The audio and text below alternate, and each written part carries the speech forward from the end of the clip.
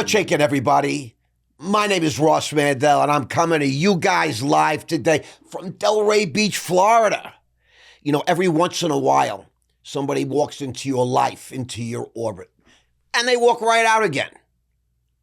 But once in a while, once in a blue moon, somebody walks into your life, and boom, they make an impact. They leave an impression. Today, you're going to meet a young woman who comes all the way from across the sea, a little place called Wales. Most of us have no clue what that means. Is it a country? Is it part of England? It's actually a country. It's on the island of Great Britain. Great Britain is Ireland and Scotland and England and a little spot called Wales. She's a Welsh woman. She's a lady. She's smart. She's attractive. She's very well put together. She's quiet, except when she's not. They call her, the people that know her, call her the silent assassin. That's right. Much like Mata Hari. She could be MI5 or MI6 here to infiltrate our organization. It's really, it's a possibility. It's happened to me. Today, I want you to say, hey, Dawn Evans. Wow, what an introduction. Thank you, Ross. How are you? I'm really, really well, right? We had some weekend, didn't we? We had an amazing weekend. It was really great. You flew in from Wales, correct? Well, you drove to London first. I drove to London and I flew in from London. So the drive to London from your home? From my home, 4 hours. You drove 4 hours. You parked your car? I did. And my car is sitting at Heathrow waiting for me when I get off that plane tomorrow. And how long a flight was it? It was 9.5 hours. So you literally, and the time difference is 5 hours. Right. Down with 6 hours. It was, Yeah. It was 4 hours. It's like we just set the clocks back. And so you've had a very busy couple of days, huh? I have, thanks to you, Ross. A very busy couple of days, but an exciting couple of days. So, yeah. And you had some of your friends? Yes, I've got lots of friends here in Miami. And we've got lots of mutual friends as well. And lots of people I can now call family too. And we put on an event, the first ever Raw Media, Raw Health event, which the whole thing was filmed, soup to nuts, which is really great, with plenty of photographs. And it was just supposed to be for our core members, correct, the people that are participating. But a couple of your mates said, you know, can I come? Becca, Tracy, there was a couple of them. I forget the woman that took your place on the big cruise. Yeah. They're at sea already, correct? They are. They're at sea. They're on their way to the Caribbean. And yet, and they came and they got to experience you on form. And the Raw Media family, right? Yes, they did. We went out to dinner. We went out to dinners. We ate donuts. You ate donuts. I ate a lot of donuts. I'm sorry, guys. I had a real off couple of days. It's been good. Now we're back to the grind. So it's a long time coming. I'm so happy. I'm so excited. And, you know, almost like a little boy, I'm proud to have you here in our studio in Delray Beach, Florida. Thank you. I'm honored to be here. So I'm excited too. You should be. Now, you're a very accomplished woman. Thank you. You have, you weren't born wealthy. You aren't posh. I'm not posh. You don't come from a posh family. Definitely not.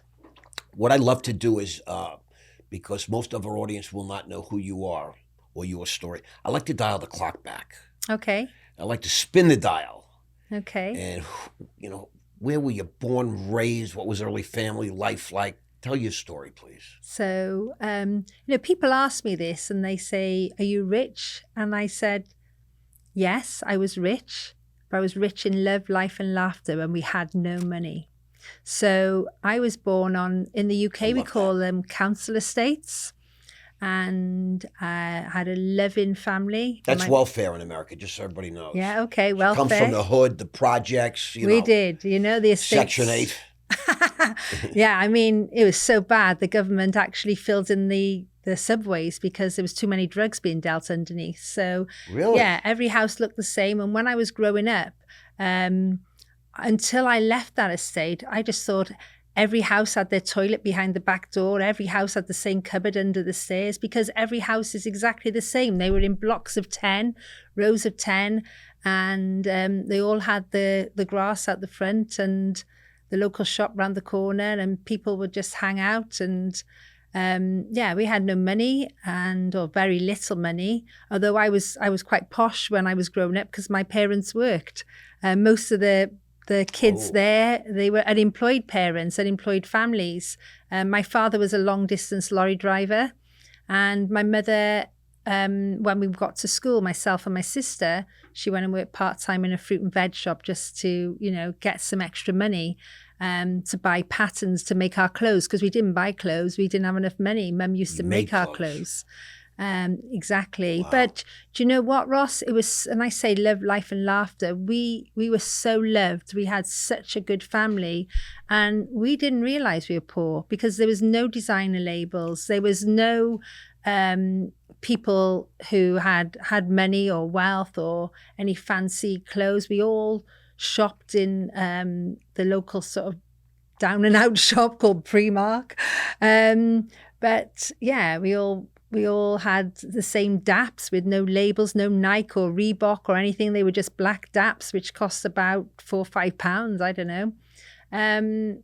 But yeah, that was life. But like I said, you don't miss what you've never had. And we didn't realize that we were poor, and we grew up, and that was early life. And when I was 15, my father started his own company. He was a long-distance lorry driver, and then he went That's a truck driver for people who don't know Yeah, what a he was lorry a truck is here. driver. Stephanie's dad was a truck driver. Oh, really? I can't believe this. Yeah, so he's a truck driver, and then he went into sort of the transport manager, and then he set up his own company. And from that, we were able to move out of the council estate, or welfare, as you call it. Yeah, the projects. And we went into a nice home on a private estate, detached house, at the age of sort of 16, thanks to my father's hard work. So you became a little like posh. Well, we weren't posh. I'm joking, but you know what? Let me tell you what really struck me. You triggered this as you were speaking. I also grew up.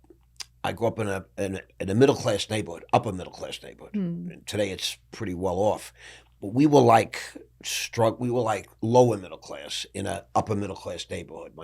My family. Everything was mortgaged, borrowed, and leased, trying to live that American dream. My mother was pushing my dad, etc. And again, I also didn't know that I was middle class. We had what we had, and other neighbors had what they had.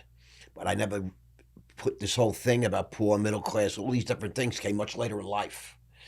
And it struck me when you were chatting, because I think you're in your mid-20s right now? You're not a teenager? Ah, you're so kind. No. Well, the point I'm making is that when we grew up, there was no social media. No, there wasn't. We didn't have phones. No, we didn't. We didn't see all these stars in our face every day driving Ferrari, Lamborghini, private jets. We just said, labels, Adidas, Nike, Reebok, Chanel, Gucci, Prada for women. Today, because of this, the kids know what they don't have. Exactly. It's a different world. So it just struck me. I just, it's really, the kids are different today. They're so different. And that social media world has, triggered a whole new pandemic. And we didn't know. And when we were in school, if you got bullied, if you got picked on, at 4:00 at the end of the day, when you leave school, you go back home into that living environment, everything stops. You can get called names all day, but 4:00, it all used to stop. You go home, your mother, your father, your sister. But these days, the kids at 4:00, they're on social media. They're getting bullied. They're getting death threats. They're getting texts 24 hours a day, 7 days a week. There's no escape. So no wonder, we're going into a mental health pandemic, because we could escape it. We had the name calling for maybe 6 hours a day maximum. Right. 24 hours a day, 7 days a week. That's what's happened to our children today. So there's no safe harbor there's no safe space. 24/7, 360. Exactly. There's the digital world. So I'm glad I grew up when I grew up. Wow. Yeah, me too. You know, Now that you mention it. And we were outside all day. We were playing. We were, in the sunshine, playing rat-a-tat ginger, whilst knocking on people's doors and running away just for fun. Throwing things at cars. Now you can't get the kids outside. They're all inside on their Xboxes and everything. But you couldn't get us in. And now the kids, you can't get them out. Early in the morning, I would leave. Exactly. And they'd be looking for me for dinner time. And I didn't care about eating. I mean, it was just, you were out having fun. And nobody was worried that you got snatched, or kidnapped, or, this human trafficking, this horrible thing that's going on right now in England, America, rape and torture, all these terrible things that are happening. We didn't really have that too much back in the day. Yeah. So we had no money, but we had love and security and safety. So that, like I said, I'm glad I grew up. I grew up in the 70s. So it was a good time to grow up. Come on, Ross. You're a stunning woman. Oh, really. Thank you. And you're all done up today. You really. I thought I'd make an effort for you. You're all in, baby. I love it, and I love you. You know that. You mean so much to me in such a short period of time. Yeah, true. You're one of my favorite people, and you already know that. But so you're growing up, and they call it the council estates. They are, yes. And we call that the projects, or Section 8. Okay. The government subsidized housing. The government wants people to have homes. And it's a big topic today, huge. Like in New York, we have today's election day, tomorrow's election day. Right. They're voting for a mayor, and this mayor says he's going to freeze rents, and he wants to give to the poor, because people are getting priced out now. There's just no place for people to even live. The rents are going crazy. Same in the UK. Can't buy a house if you're a youngster. It's $1 zillion, and it just keeps going up. Used to be, everybody could buy a house in America. That was like the thing. If you worked hard and you put your nose down, sometimes your mom and dad both worked, you buy a house. Today, good luck. You literally got to be a millionaire to buy a house today. Yeah. And so tell us, so you're growing up, you said your dad, he went into business. He went into business, and he was successful for a good couple of years. Got us off the council estate, got us into a nice affluent area. And he had a big warehouse. He had about 10 Arctic trucks, and It was all going well, brand new cars. And then he had a business partner and took it all away. He cheated your dad. He cheated my dad. Bad guy. He was a bad guy. And that happens every day. And I talk to my people ad nauseum. Because it's happened to me. You'll never find anybody that said I cheated them, believe it or not, except for the United States government, who created a crime. But that's just for another day. So this was a trauma in your family. It was. Mum and dad were at risk at losing their house, and they had to pay the bank a lot of money, because this guy who was my father's business partner declared himself bankrupt, hid all his money, got rid of everything. The bank couldn't touch him, so my dad was left to pay back the money. So it was hard times. And what happened? How'd the family work out of that? Well, I was working. I was saving for a house. And Mum and Dad needed to get some money together to save their house. And my uncle stepped in and gave them some money, but they were still a few thousand short. So I gave my mum and dad the money that I was saving for the deposit of my house. And we managed to save the house between us, because that's what you do when you're a family. And I can remember my mum saying to me, well, if you give us this money, you're not going to be able to get your house. I said, well, we're not all going to fit in a 2-bedroom house, Mum. So let's save this house first and my house will come later. And that's exactly what happened. So at the age of 18, I gave my mum and dad a few £1,000s. Which was a lot of money. It was a lot of money then. Tons of money. I'd been working since I was 15 years old. I'd saved up for 3 years for that. And I saved hard. So I gave my mum and dad the money, we saved their house, and then just 18 months later, at the age of just 19 and a half, I managed to buy my first house. Anyway. So, yeah, I saved up again, had a smaller deposit, but houses were cheap then, Ross. My first house, I paid £35,000. I'll take two. Yeah, exactly. So I Maybe three. only needed about like 4,000 deposit. So so I got that back. I gave mum and dad obviously the first lot, and then I got my first house, which I still own today. I rent it out. You still own this I house still today? own, yeah. I've had the same tenant in there now for the last 23 years. Do you keep raising their rents? Not too much, because I actually employ him as well. So They also work for you. he also works for me full time. And they work for you. You pay them, and then they pay you more money. They Yeah. pay you back the money. Yeah. And True that's story. why they call it the silent assassin. But We all work for Dawn Evans in some way, shape, or form. yeah, no, it's yeah. So anyway, so I was managed to buy my house, save my parents, help my parents save their house, and Where is this house, if you don't mind me asking? it's in Cardiff. In Cardiff, which Yeah, is in the Wales. capital of Wales. It is the capital city of Wales. And it's a real city, right? It's a real city with a cathedral, because it's only a city if it's got a cathedral. You know that? Well, that's what they used to say in the old days. There Yes, you go. I study It's- history, so I know It's still that. true. So we have Lambeth Cathedral, which is amazing. And yeah. I've actually been to Cardiff. Oh, there you go. I did You'll know business how with the spectacular it Welsh is. Development Fund. Right. Had a very lucrative relationship with them. Hmm. So I am very partial to the Welsh. There you go. But you're my first real Welsh friend. Thank you. I think. Guys, I'll if take it. if I'm in London, if you're going to yell at me because I met them in London. Maybe they were Welsh. I didn't know. Yeah. But that's a really beautiful story. And I think that in some way it defines you. Yeah, I think so. You know, I've growing up in the loving environment that I grew up in, my mum, you know, taught me honesty, integrity, good values. She was a very honest, and she still is a very honest, loyal, beautiful lady.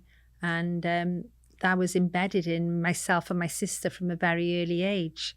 I can remember finding a £5 note on the floor on the way home from school once, and my mother made me go to the police station to hand it in. That's how honest my serious? mother was. I'm serious. I would have kept that money. Oh, so but there you go. Thank That's God, how I was. really. That's how I was brought up. You know, That's she a was beautiful very, thing. very honest. Now we know loving lady. you know they don't know, but today your mom she's in the hospital. She's very poorly. Yes, She's not doing well. she's not doing too good. And do they know what happened? Really? So she had a heart attack. It was 5 literally weeks a heart ago. attack. That's what they're calling it. She went over the local grocery store, as you call them, to buy her morning newspaper. As she was reaching up for the newspaper, she collapsed. Oh my God. And so obviously a big shock. And the lady in the store did CPR on Mum. And I didn't know that. they got a defib on her. Obviously the paramedics came, got a defib on her, got her into hospital. So it might have saved a life right there. They did save her life. You know, and this happened to my father several years ago. So both my parents have had their lives saved by CPR, and obviously we'll go deeper into the story as we talk. Wow. But it's why I'm so passionate about it. So, you know, Mum is still in hospital. She's not very well. She's had 2 stents put in, and we've just got to pray and hope now that she can come out the other side. Okay, that's really. Are they still in the same house that you saved all those Yes, years ago? they are. They are. My father's passed now. He passed away I'm 9 months sorry. ago. Last year, yeah. Yeah, but yes, they're still in the same house. That's their forever home. It's a beautiful, beautiful story, and I'm sorry for your troubles right now. I mean, the thing is that you know, Father Time is undefeated. Sooner or later, we all have that story. Yeah. Ever since Eve got Adam to eat from the tree of life, God made us mortal. You know, we were immortal in the book. Right, okay. Prior to that original sin. But so now you saved money, you bought this house, I did. you're a saver. I am Who a taught saver. you that? Who taught you how to accumulate money by I'll tell you how it all started. So when I was in school, my mother gave me £1 a day for dinner money. So £5 a week. And my friend had free dinners because her parents were on benefits or welfare, as you call Correct. it. And she didn't eat. She was quite slim and didn't eat much. So she used to give me her dinner tickets. So I said, if you're not going to eat the food, I'm going to eat it because I like food. So she gave me her dinner tickets. So I get free dinners every day Did you have to go somewhere to get this? in school. Oh, in school you used to eat. So this was in school. So my mother, so because my parents were working, I had to have I had to pay for my dinner. So I'd have £1 a day to pay for my dinner. Lunch and dinner? No, lunch in school. Okay. Sorry. Lunch. It's okay. It's lunch, isn't it? Right. In Wales, we call lunch dinner. And what do you call dinner? Evening meal or tea. So anyway, let's call it you lunch. eat your big meal then. I get it. Interesting. So anyway, let's call it lunch. You call it lunch. So we're on the same wavelength. Right. So, I used to get $1 a day. Okay. So I got $1 a day when I was in school. So from 12 years old. My friend, who her parents were not working, she got free dinners. She wasn't eating. So she wasn't eating. So she gave me her voucher, and I would use that voucher. And save $1, save £1. And every Friday after school, I go to the local shops where there was a bank, a building society called the Principality. Okay. And I put £5 a week in my savings. Wow. All my dinner money. And I did that all through school. So by the end of school, I had a tidy amount. I had all my dinner money and I had my savings book. What was your friend's name? Karen. And she never ate? She didn't eat much. We're still friends today, actually. I was going to say, what happened to Karen? No, Karen got married. She met, it was quite funny, actually. I set her up with her husband and they had a blind date and he came. I was going out with his friend called Lee at the time. We were all, 13, 14. And Lee said, I'm bringing my friend Gareth over tonight to meet Karen. I said, okay. And he said, right, if he likes her, he's going to fold his arms. If he doesn't like her, he's going to leave his arms by the side. So then we're going to make an excuse and we're going to leave. I said, oh, okay. That's a good strategy. So Gareth walked into my house, seeing Karen, looked at Lee, looked at me, and just went like that. They got engaged at 17, married at 21, and had their first child at 22, and they're still happily married today. And I want to say something. Karen, you've saved the money, but based on what we know today about food, nutrition, habits, she was the smarter one. They say you got to eat less. You're supposed to eat less. Yes. And there's no old fat people. And No, really, exactly, that's true. Well, my good friend Becca, who you know, has taught me about fasting. She's emaciated. She's Becca. amazing. But emaciated. So she's long and she's so thin. She sat in this very chair. she did. She told me. And she has these very long legs, but she's skinny. And that's healthy. Yeah, I wouldn't call it skinny, but she's Thin, lean. She's very lean and smart very with food, I guess. Yes. Smart. You got to learn from her, and then you got to teach me. I'm eating Butterfingers more. I just have 6 Butterfingers this morning. That's not good, Ross. I'm on a bad run. I'm in a bad. We'll convert you. We'll work on you. I'm going to see my doctor this afternoon to get all my results, and I'm always nervous when this happens. We do this twice a year. We'll convert you. Yeah, thank you. And so, all right. So Karen was the smart one. She was fasting, 30 years ago, before everybody created this. And I was saving my dinner money. And you were saving money. So between the two of you, you're pretty smart girls, right? We were. I love that story. Now, you buy your house. You save your parents' house. Then you buy house. You're like about 20, right? 19, I was 19 and a half. And still single? Still single. Looking good, feeling good. Yeah, bought my house on my own. I was really proud. And you living there by yourself? I was living there by myself. Like 2-3 bedrooms? It was 2 bedrooms. Wow. Listen to you. And so now what happens? So I bought the house because I wanted to buy it as an investment. Right. And I was still going over to my parents' house to eat all their food. And I bet so you did. Anyway, I went out to work one day and I came home to my parents' house and my bed was gone. And I said to my dad, where's my bed? And he said, well, you've got your own house now. Go and live in it. So he'd taken my bed to my house. And then obviously I started living in it. And then at the age of 22, I met my husband. He had a house because he'd bought his house when he was 21. So at 22, we had 2 houses. And we then decided to rent out mine. And then I moved in with him. You little hussy. So, yeah. Now, what's your husband's name? His name is Darren. Darren. Mm-hmm. And you're still married? I'm still married. All these years. Now, did you leave out a little part of your story? Which part? Where'd you meet your husband? I met him in the army. Well, you didn't mention anything about the army. I mean, Yeah, I How did joined the Army get involved in this? I joined the Army at You're 19. 18. I was 18. 18. I joined the reserves, the Army, And they part-time. paid you, right, when you were in the Army? Yes, they did. So you used some of that money to buy your own house. Yes. So you left that out. This is, Okay. I'm trying to, we're trying to unravel the mystery of the silent assassins. We just got all the money. So I met my husband. He was a very handsome soldier. I've seen the pictures. Yes. I just want to let you know he's a good-looking man. He is a good-looking man. And so we started dating. I was 22. And then we bought a house, got married. I got married when I was 27, had my daughter when I was 28, and my son when I was 30. Great strategy. Yeah. Everything is very Dawn Evans, I'm telling you. Yeah. He's been my rock. He's amazing. And you're his rock. You're his life. So, you're his life. Yeah. I am. Myself and the children. You are, yes, his life. Mm-hmm. He just cares about family and his home. He is. He's a very humble man. Yeah. Sort of like myself.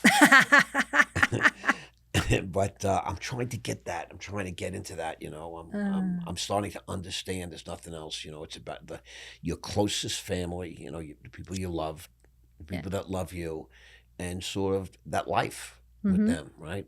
But you are a little different. You're like Dora the Explorer. You're the adventurer. I'll take that. And you're a genuine entrepreneur.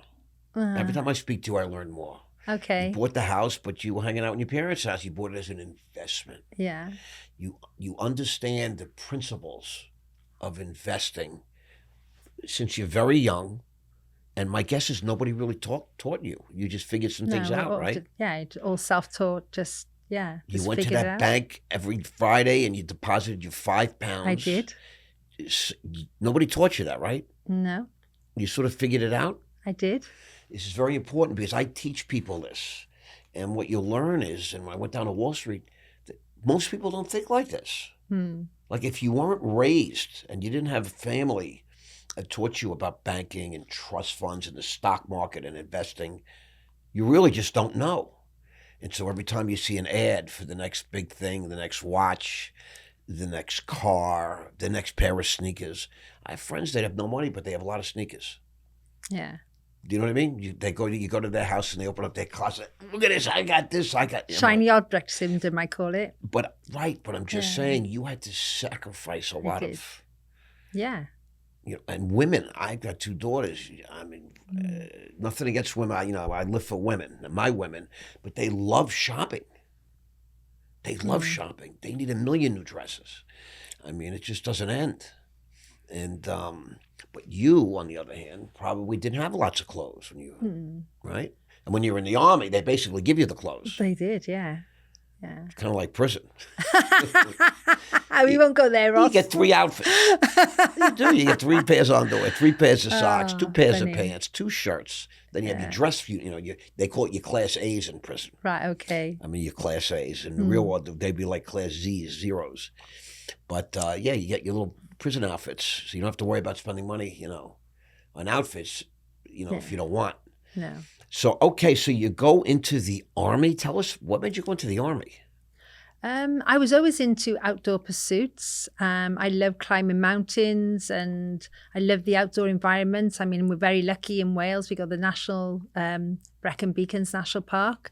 And I just thought, well, actually, I'm enjoying this. Why don't I go into the Army? And then I can get paid for walking up mountains and rowing boats and climbing. And I can get paid. I can get paid for doing it. So that's what I did. I went in and fair enough. I got paid for walking around mountains and doing what I loved and being on the outdoors. So. But I mean, it's the military, right? Yes, like you have training. You have to live in a unit with right? Or no? Well, I only went in part-time, so my husband had to live in a unit and everything. But yeah, we had training. I got taught how to fire a gun and all this sort of how to drive a truck. I got all my licenses from the military. I got passed my car license in an Army Land Rover, and then I passed my truck license in first of all a 7.5 ton truck, and then an Arctic truck, and then I got my coach license. I did that.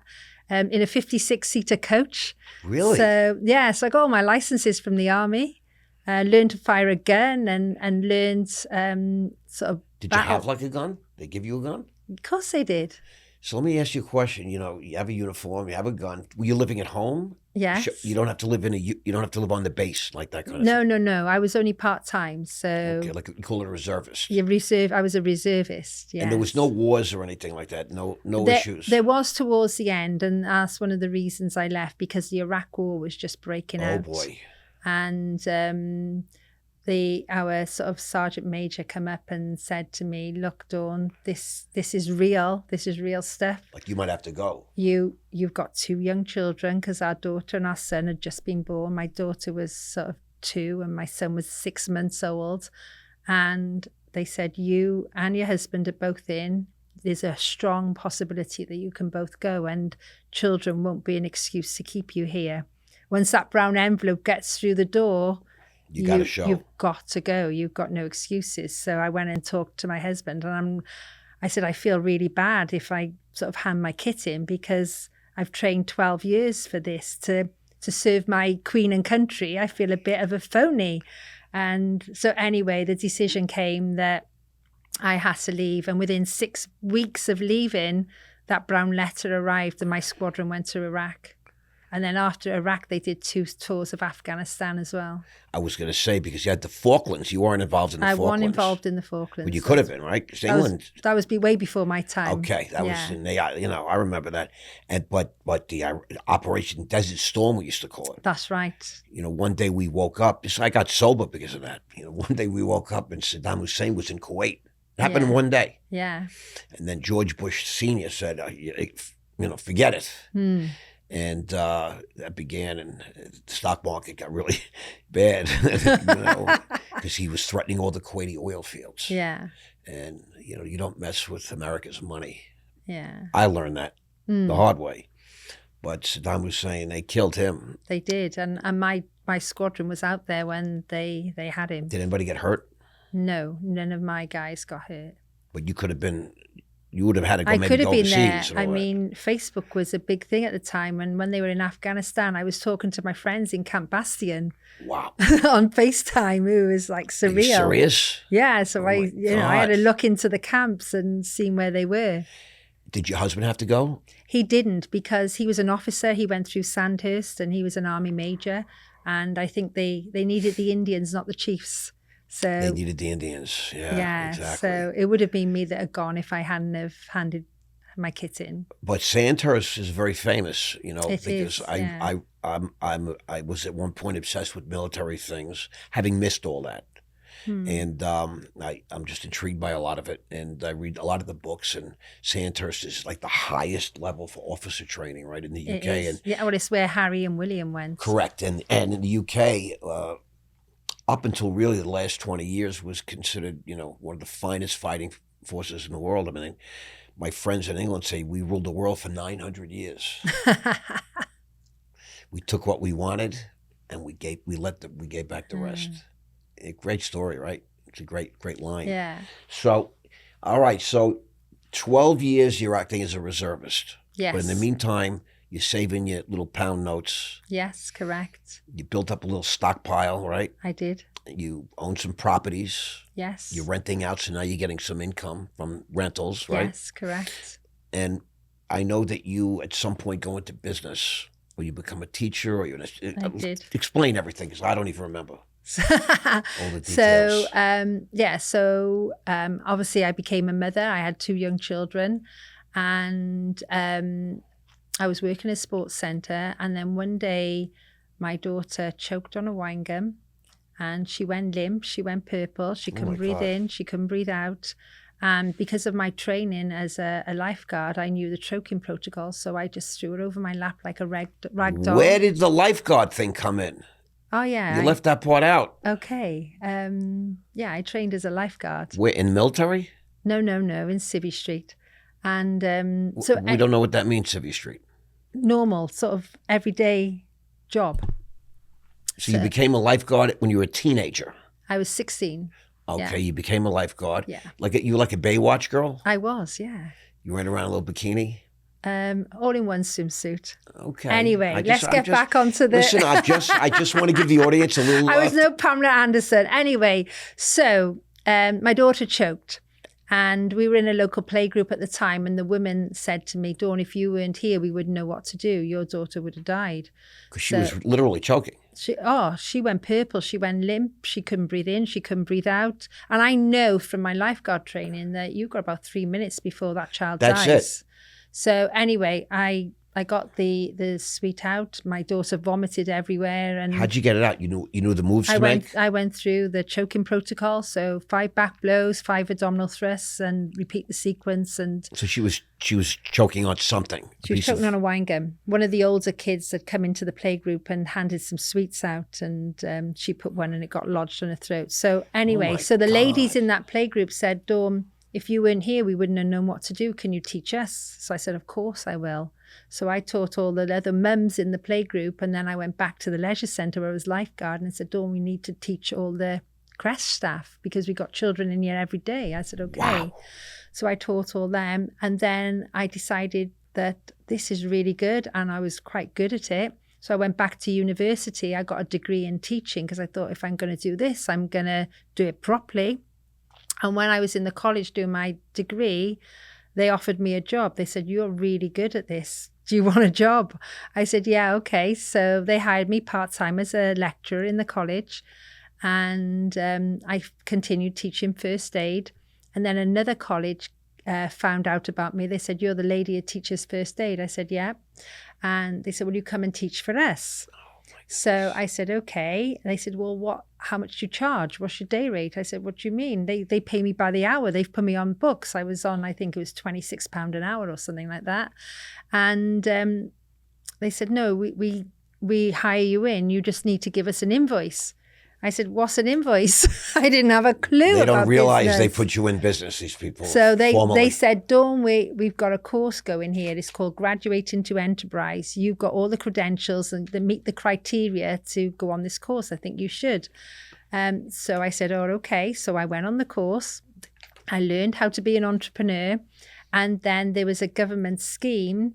And the top 10% of the people in the course got awarded a scholarship. It was called the KEF Scholarship, Knowledge Enterprise Fund from the Welsh Government. I love it. And so I got in the top 10%, and then the Welsh Government funded my first year in business. So they funded my wages, my website, my marketing, because I had a scholarship. What kind of money did they put up? They put up a few thousand for my website. They paid my wages. I think it was like basic wage. I can't remember. It was back in 2006 all this happened. And then I was able to because start you're doing a a good business. thing. You know, you're teaching what first aid is. We call it EMT training, emergency medical tech. Yeah, I bought a company once called EMT. But so EMT training. So I started doing all the first aid, set up a company, and I called it Aid Training Wales. I was Welsh and proud. It had the big Welsh dragon as the logo. Now, what did you call it? Aid Training Wales. Aid. Yes, as in first aid. Training Wales. And my logo was a big Welsh dragon. I love that big dragon. I went round, and I did that for 3 years, going around the colleges and the schools, and where I was obviously lecturing in the local college. And you got paid for that? Of course I got paid for it. And then I realised I needed an office and I needed a classroom. So I went to proper entity, right? Yes. So obviously that would cost money. So I went to the manager in the college and I said, look, I need to do a deal with you. I need a classroom. You need all your staff trained. Let's do a contra deal. So he said, okay then, Dawn. So I had this big conference centre, interactive whiteboards and a lovely area. And I would advertise for first aid courses every week, and every week I advertised, I put a member of staff on the course so I didn't have to pay for the classroom. Right. And that's how I started my business. Sort of like what I did with Kyle this weekend, right? Right, yeah. I said, I'm going to use your facilities. And exactly. I'll let you speak and we'll promote you there too. There you go. So I did that for 3 years, and then after 3 years it had grown and we'd done, quite a few thousand people in training. And then I sat down with my husband's friend, who's a really good businessman, and he said, look, Dawn, he said, you ain't going to get over the bridge and conquer the English with a dragon. It's time to change your name. He really said that? He did really say that. And he was right, So it was time for a rebrand. I sort of like the Welsh Dragon idea because you're branding something. But when you go to Wales, there's loads of companies that got Welsh Dragons as their logo. I didn't know that. Because we're all Welsh and proud to be Welsh. So we needed one name, and we needed it to start with A, because when everybody searches a new company, they go through the alphabet, A to Z. Triple A even. And I needed it to say what I did. And obviously we were educating people to save lives. So we put the word help into Google Translate, and then out popped Ajuda, which means help in Portuguese. Ajuda, A-J-U-D-A-H. Correct. Ajuda. A-J-U-D-A, Ajuda. And it's Portuguese for It's Portuguese help. for help. So my tagline is educating people to save lives. We help people to save lives. I love it. And so I started training more people. Then we needed offices. Then I needed staff. And I was on a mission to train the nation. And then my father had his heart attack. And my father was saved by CPR and a defib, which gave me more determination. But you were already teaching that stuff, I was right? already teaching it, but it gave me the fire in my belly. It was to almost do like a more. sign from God that says you're on the right path. So then I teamed up with the British Heart Foundation, and we did a lot of fundraising and put a lot of awareness around the country. And they gave me a Heart Heroes Award for doing all that. And then I won several other awards as the years went on. And yeah, I think we've trained to date just over 130,000 people in CPR and defib training. So All around the aisle, Great Britain. All around Great Britain. Now, let me ask you, were you still going every Friday to deposit your pound notes? No. But sort of, kind of, right? Sort of, kind of. By then, I'd bought a few more properties, so I didn't need to go and put my pound notes in. But so they were just wiring the I'm money very now. frugal when it comes. You were sending wiring instructions. Yeah, now. I'm very frugal when it comes to money, Ross. You learned how to send invoices. Yes. Right. So, right. I want people to know. People think business is so complicated. Mr. Mandell, how do you do this? How do you do that? It's basic stuff that just becomes amplified, right, exactly. through experience. Exactly. And, and when I coach people now, I just say you need to make yourself redundant from your own business if you want to amplify it. See, that's how smart you are. People don't know that yet. And we're not up to that yet. Right. Okay. I want to get there. So you're brilliant. So I hired my first member of staff back in 2009. Who was that? Her name was Ruth. She was a receptionist in the leisure centre where I worked. And I said to her, I'm leaving to go and start a business and you're coming with me. She's my right-hand woman still to this day. I was going to say, I was going to say, I didn't know, but I knew. People that you collect along the way, they don't leave you, do they? They don't. They don't leave you. Men, Darren, others, your tenants, you just attract. I think if you treat people well, and fair, with kindness and love, then they've got no reason to leave. But you attract people. You see, that's always been my thing. You attract them rather than promote them. You grow through attraction rather than promotion. People witness you and they want to be around you. And once they become part of you, they seem to stay. So you have a good nose for people, don't you? I think so. I mean, I've had some really good people around me over the years. And, there's been one or two bad ones on the way because, can't help it. Some people want to be you or be better than you. And so you just get rid of them. There's a few bad eggs that come in and they go, but you keep all the golden eggs with you. I love that. There's an expression here in America. They say you have to break a few eggs to make an omelet. There you go. And you're a cook. You're making omelets, right? So I'm the golden goose that lays the golden eggs. I love that. If John wasn't here, I'd just jump over the microphone here. But no, you have got to crack a few eggs. You're right. That's just the way it is. But once you get a golden egg, you keep it and you look after it. Treasure it. And you treasure it. Right. And, as Richard Branson said, look after your staff because they look after your customers. I love that. So you are basically teaching sort of first aid training, CPR, EMT, the Heimlich maneuver. Yes. That was a big deal. We don't call it Heimlich mind. We call it abdominal thrust now because that the Germans don't like us using that word. Yeah. Do you know someone saved my life once? Right. Did you know that? No, I don't, but I'm about to find out. I'm on a date. And I was set up on a date with a very famous woman. She's in Hollywood movies. She was a starlet, beautiful woman. And we went to some place, very, bougie, poshy type place. and I had a steak, and we were talking, and I'm cutting the steak, and I'm talking to her. I was very motivated to impress her, or whatever the story might be. Get to know somebody on a first date. And I took a bite of steak. I tend to do this. I tend to, I eat quickly and rushed, and a piece of steak got lodged in my throat. I knew you were going to say that. I'm in the middle of a conversation. I can't talk.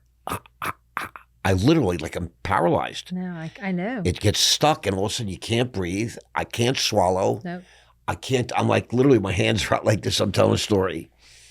And some guy at another table is staring at me. Luckily, I was with a very famous person. They were staring at her.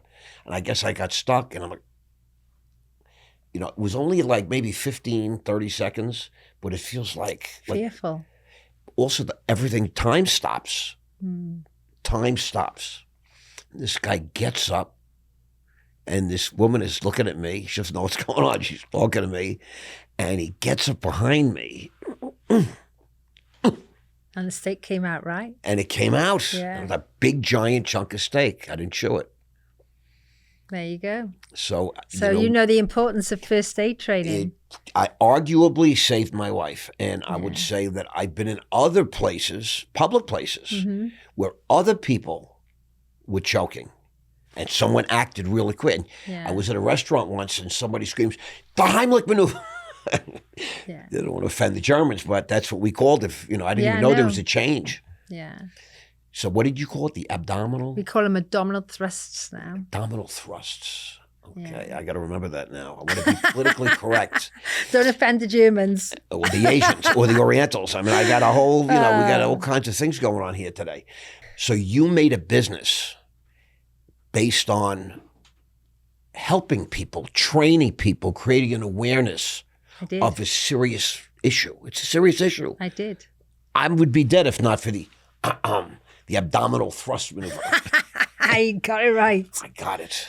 And for real, it's not a joke. I mean, this is something that I think is so basic, and they weren't teaching it. I mean, clearly not. I mean, so I mean, the Welsh government decided that it wasn't important enough to put on the national curriculum. It wasn't important enough? Exactly. What's more important, God forbid? Exactly. If you save one life. Exactly. We've saved many lives. You said your daughter. I've saved my daughter. And over the years, obviously, with the thousands of people that we've trained, we've had a few letters to say that lives have been saved. And there was, people on buses have saved people. There was people as far as Venezuela have saved people after our training. And we went into schools, and a head teacher, she came up to me and said, Dawn, I want to thank you. The day after your training, my mother had a heart attack, and I was able to save her because I knew what to do. And we've had so many stories so I don't know how many lives have been saved, but it's just such a good feeling. In the Talmud it says, and they say God wrote this, if you save one life, it's as if you saved the entire world. Yeah. That's in Scripture, the most holy Scripture. And so I believe that, by the way. Right. I truly believe that. And so that's why I do what I do, just so you know. If I can affect one life in a positive way, I'm good. Yeah. One, that's how I look at it. Good feeling, isn't it? And that's really my goal, because as you know, we're about to go into a business where we want to save lives, change lives, improve lives, all these different things, because we've identified a terrible crisis. Yes, we have. Is that fair to say? That is very fair to say. I don't know how many people are choking and need an abdominal thrust around the world, but I can tell you that in America right now, every 11 seconds somebody is taking their own life. We've been talking for 50 minutes. There's 60 seconds in every minute. It's about 3,000 people have killed themselves. Is that humanly possible? It's happening. It's a true story, Ross. Every 11 seconds, someone in America dies by suicide. Is that the craziest thing? It's tragic. It's worse than just choking on something. Yeah, it's tragic. It's happening right now. People deciding that, they can't go on anymore. And, this is, to me, the craziest statistic. And we've confirmed that it's a fact. We're talking about some good people, veterans, people that went into Iraq and Afghanistan to save lives, to to honor, you said, the Queen, the flag, and here in America it's the flag, and we all know some of the things are nonsense, but some of the things are real. Very real. Yeah. And I think the way the world is going, the financial crisis, people are having their homes repossessed. There's no Correct. job security. They just can't see a way out. And the only way out, they think, is for them not to be here, because they're thinking the world is going to be a better place when they're not here. And as I said to you yesterday, suicide is a permanent solution to a temporary situation. I never heard that before. And I want to say to you like this, because I'm a guy that faced an end-of-life scenario. I know. You told me. People in the United States government wanted my with the crime they created, had a life sentence, 30 years to life. That's how I scored out on the sentencing guidelines. And I was 56, 57 when I went to my sentencing.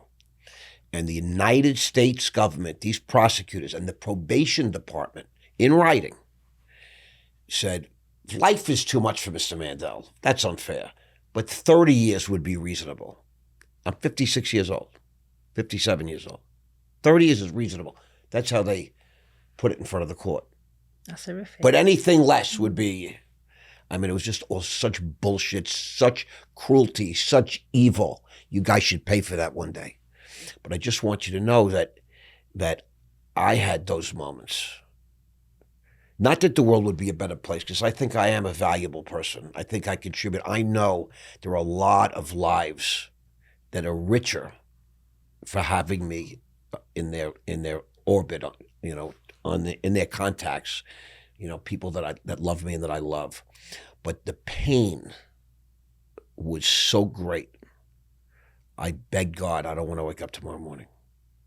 Please just take me. That's how much the pain was. It's sad to hear that you felt like that. Yeah, but it's a true story. And I know. and I really, and the only reason I'm here is because of some power that's greater than me, that for whatever the reason wants me around. I believe in all that with all my heart, right? I know, I don't believe it, I know it. People say, do you believe in God? No, I know God, for real. But I know pain, great pain, brutal, searing pain, that you just feel, what the fuck? There's no way out. Every 11 seconds, somebody in America is killing themselves right now. How does that make you feel?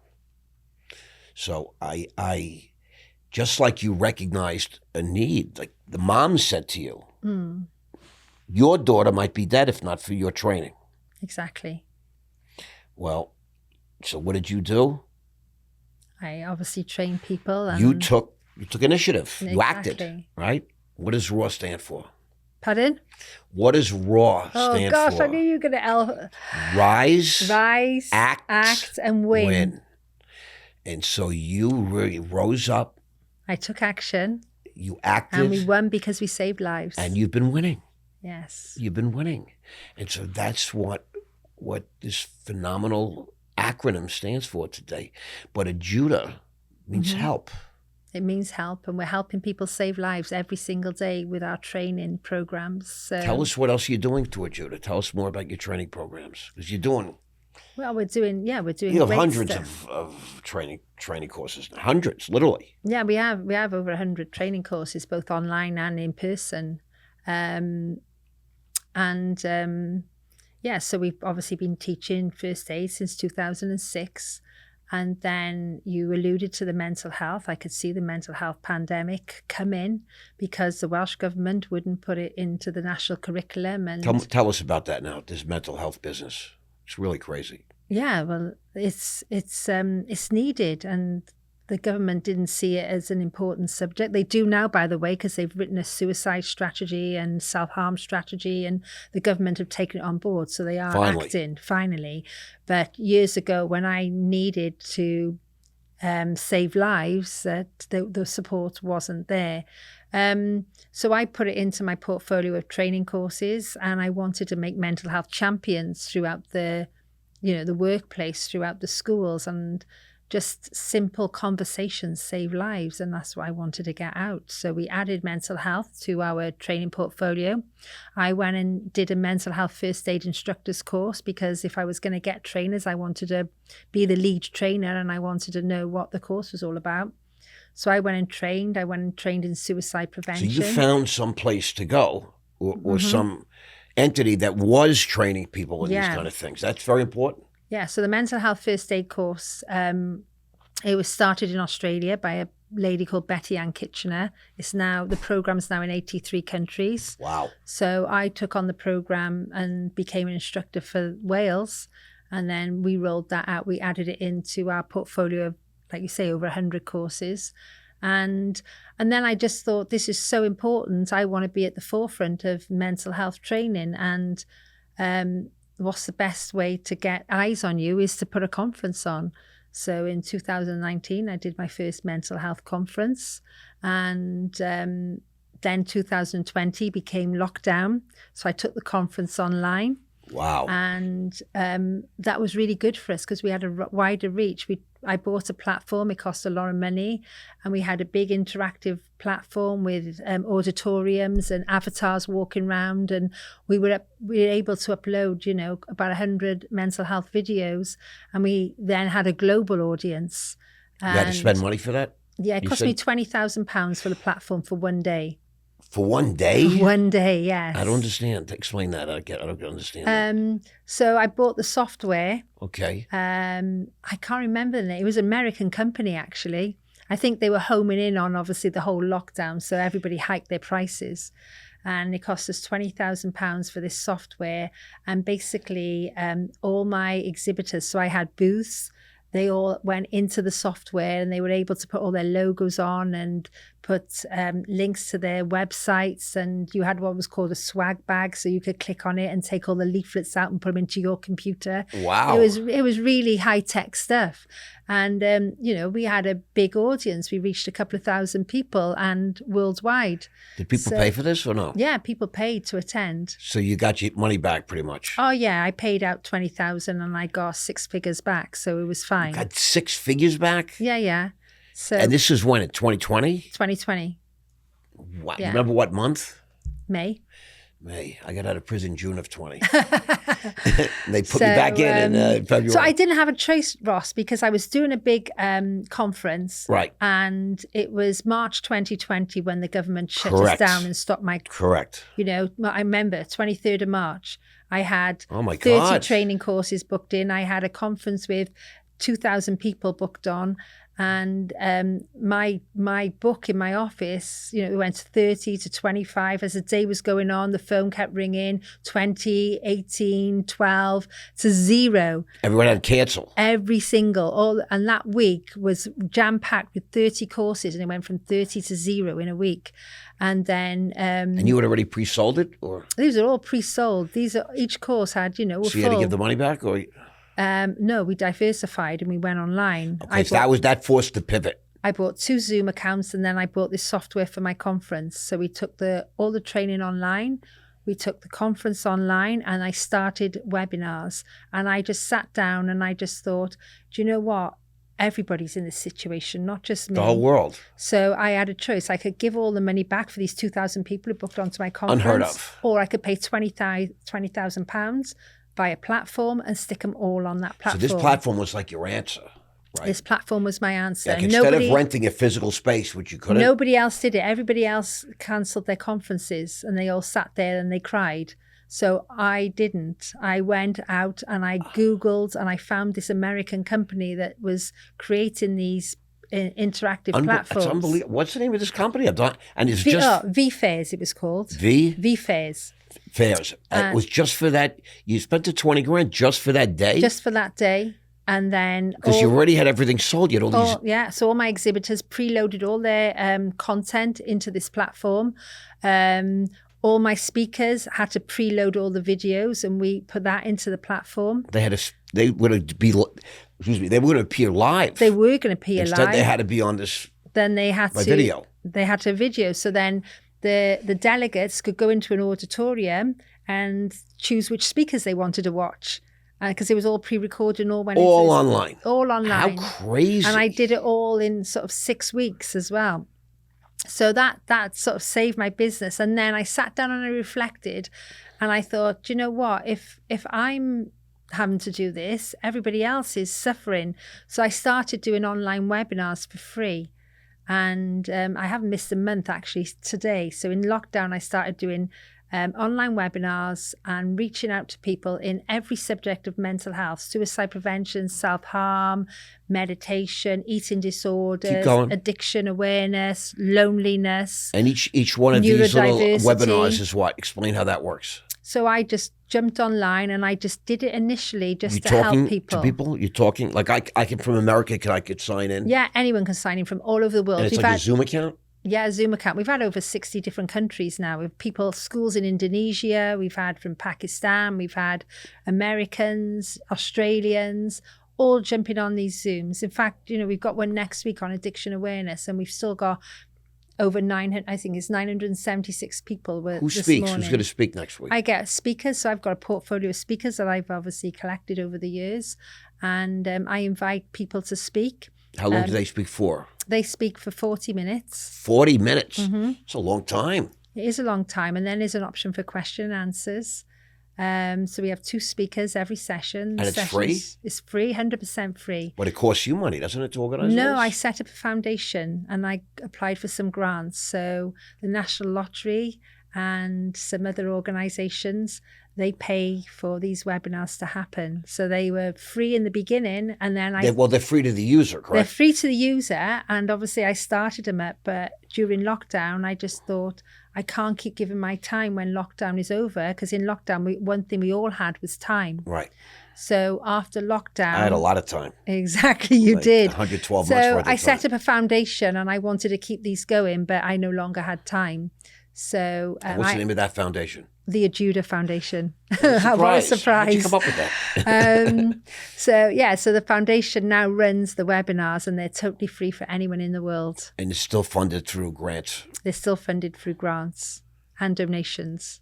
Is it a profit center? Pardon? You actually make money now from this? We make money, but all the money goes into the community. So what we also do, we run courses, mental health courses, training, resources, and we run an awards program and conference.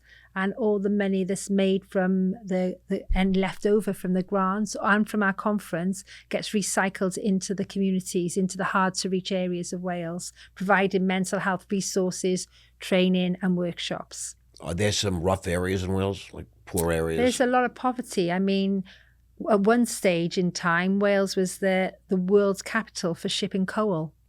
So really?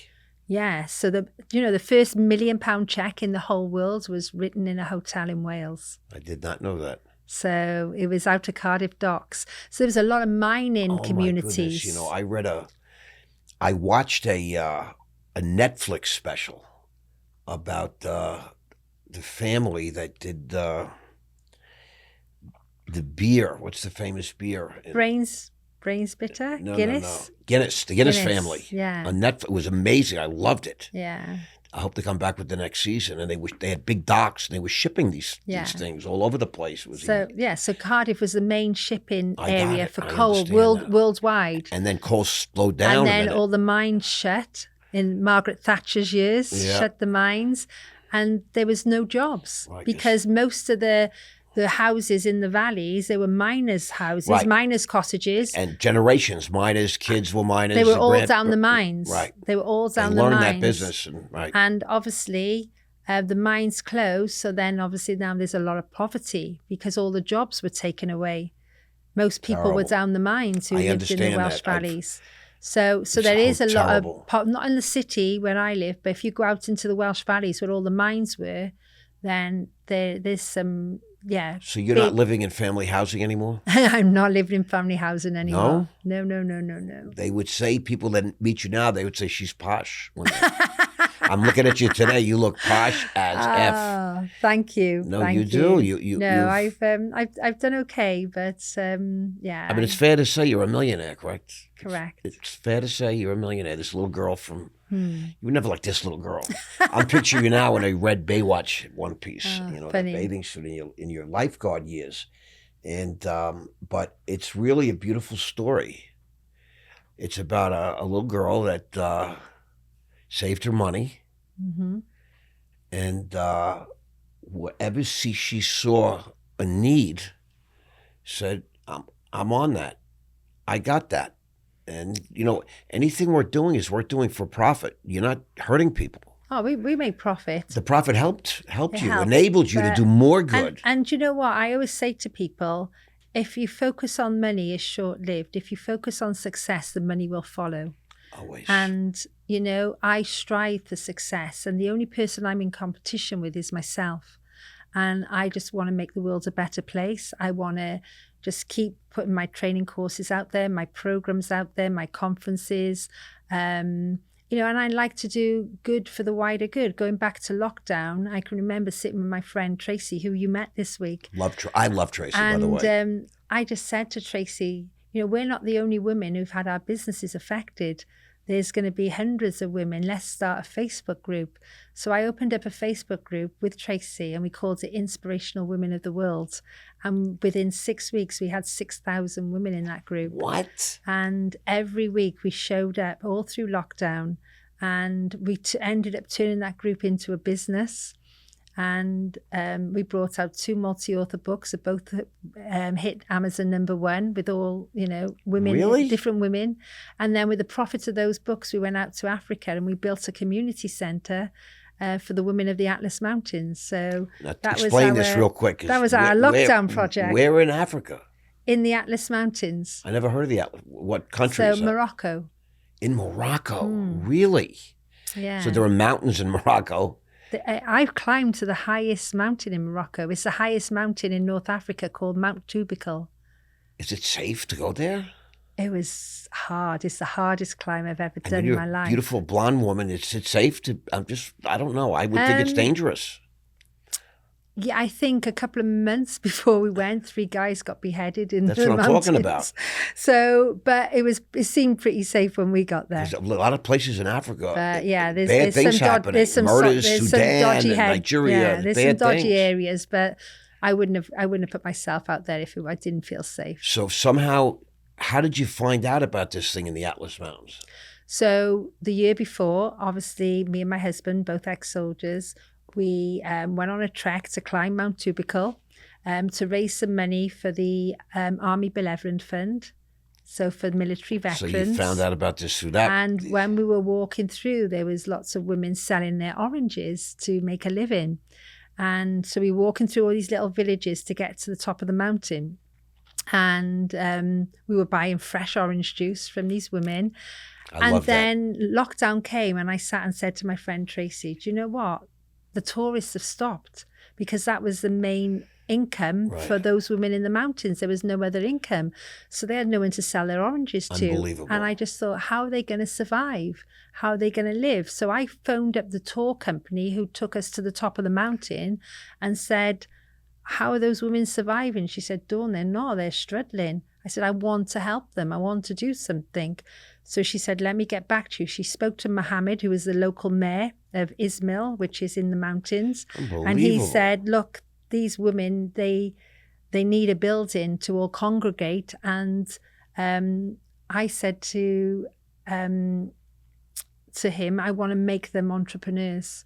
So how can I make them into entrepreneurs? How can I help them? And he said, well, you can teach them how to bake bread and how to spin cloths and rugs. So we funded the bread maker, we funded the spindles, we built the building, and we made them self-sufficient entrepreneurs. So I love that. It was amazing. And that was my lockdown project, yeah. You did all that in 2020, 2021. We went out, obviously, to open the building straight after lockdown. Wow. Yeah. What a great story. But during lockdown, we were writing the books and using the profits from the books to fund the build. And it was a women's cooperative in the Atlas Mountains. And you raised some money for them. We raised money for them, and Now, what happened to the Facebook group? You still have that Facebook group? We still have that Facebook group. How many women do you have in there now? We're about 5,000. It's dropped because obviously lockdown was over and a lot of people went off, and that's good because It's good that they don't need us, but Not everybody has the time anymore, right? You're sitting home. Exactly. But now you can make sure all 5,000 of those women watch this podcast and subscribe to Ross Mandell. I mean that. And subscribe to the real Ross Mandell on YouTube. Yes, definitely. Of course, it's very important because it is important. I want your story to get out because you are a spectacular woman. Thank you. And I know that you genuinely want to help people. I do.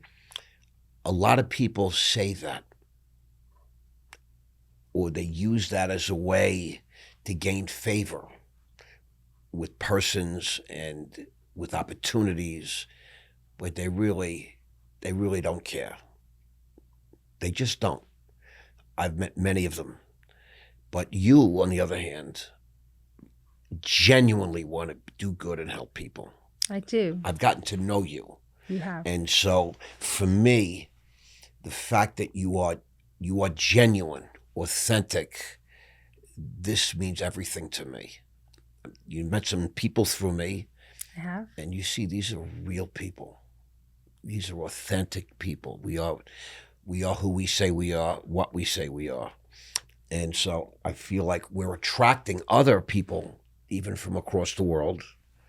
I mean, you and I met in the oddest of ways, didn't we? We did.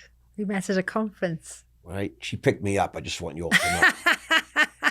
Wishful thinking, Ross. Come on. She was all over me like a cheap suit in August. I'm playing. We sat next to each other, and we connected on some level, and it was really, I could feel this person that we just talked about today on the podcast. This woman that figured out a way to get lunch and put $1 a day away, 5 pounds a week. That's the girl I met. And, people that know you came up to me and said, she's a really serious woman. And I was like sitting there. I am a bit of a man of the world, saying, what does that mean? Just tell me what that means. I don't know what that means. You know what I mean? Just the people, Becca said it. People that knew of me or knew me or just knew you and wanted to say that to me.